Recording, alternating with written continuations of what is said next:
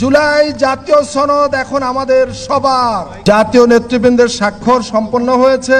এখন জুলাই জাতীয় সনদ 2025-এ স্বাক্ষর করছেন জাতীয় ঐক্যমত্য কমিশনের মাননীয় সভাপতি প্রফেসর ডক্টর মোহাম্মদ ইউনূস।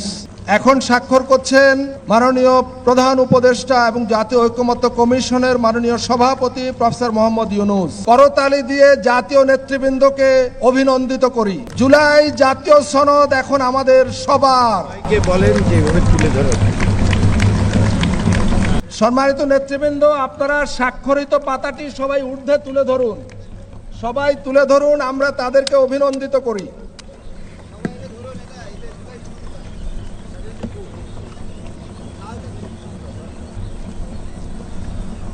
ধন্যবাদ সম্মানিত অতিথিবৃন্দ।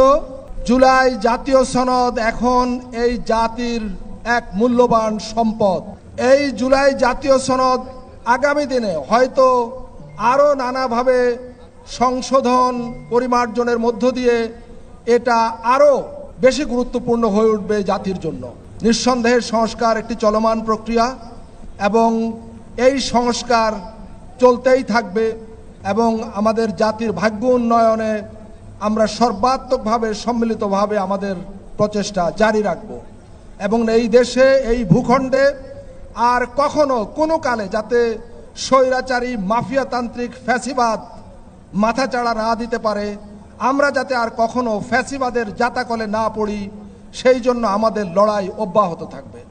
সম্মানিত নেতৃবৃন্দ, জাতীয় নেতৃবৃন্দ এবং সম্মানিত অতিথিবৃন্দ, আপনারা দয়া করে বসুন, অনুগ্রহ করে সবাই আসন গ্রহণ করুন।